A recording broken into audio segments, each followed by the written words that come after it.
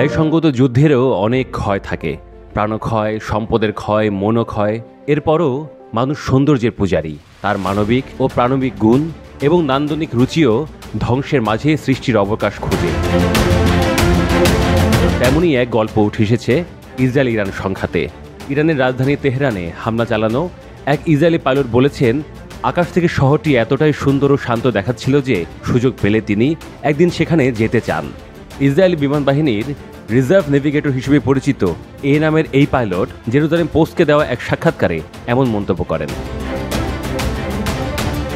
তিনি সম্প্রতি operation rising lion নামের অভিযানে অংশ নেন।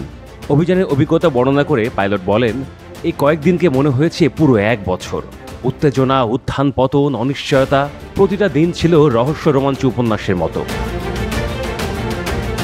পাইলট মূলত ইসরায়েলের মধ্যপন্থী রাজনৈতিক আন্দোলন ফোর্থ কোয়ার্টারের সঙ্গে যুক্ত। এই আন্দোলনের বাৎসরিক সম্মেলন চলাকালেই হঠাৎ একটি গোপন বার্তা পান তিনি। ভোরবেলায় স্কোয়াড্রনে রিপোর্ট করতে হবে, পরদিনই ইরানের পরমাণু প্রকল্পে হামলা।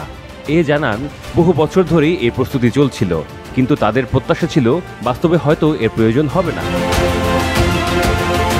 তবে এমন একটি মিশনে অংশ নেওয়ার আগে কাউকে কিছু জানানো ছিল কঠিন। তিনি বলেন, চারপাশে পরিবার, বন্ধু, সহকর্মী সবাইকে কিছু না বলেই নিজেকে স্বাভাবিকভাবে উপস্থাপন করতে হয়েছে। অথচ জানতাম 24 ঘন্টার মধ্যে আমাদের উপরও হামলা হতে পারে। কাউকে সতর্ক করলে মিশন ব্যর্থ হয়ে যেত। অভিযান শুরু হওয়ার আগে ব্রিফিং ছিল কঠিন ও সুনির্দিষ্ট।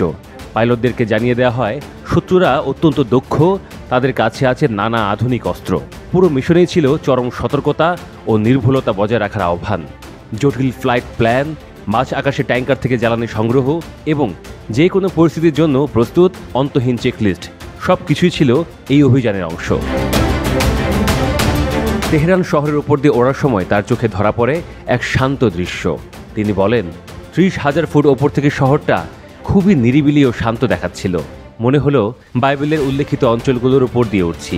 ইরানের পাহাড়গুলো দারুণ, শহরটাও চারণভূমির মতো, সাধারণ অথচ মন কাড়া।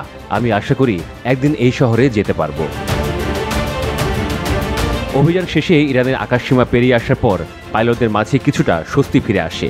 তিনি বলেন যে মধ্যপ্রাচ্যের মতো উত্তপ্ত অঞ্চলের ওপর দিয়ে ইসরায়েলি যুদ্ধবিমান নিয়ে ওরা সত্যি পাগলামি, কিন্তু নেপথ্যে রয়েছে দক্ষ প্রকৌশলী, প্রযুক্তিবিদ, গোয়েন্দা সংস্থা ও মোসাদের শক্তিশালী নেটওয়ার্ক। তাদের কারণে এই অভিযানের বাস্তবায়ন সম্ভব হয়েছে।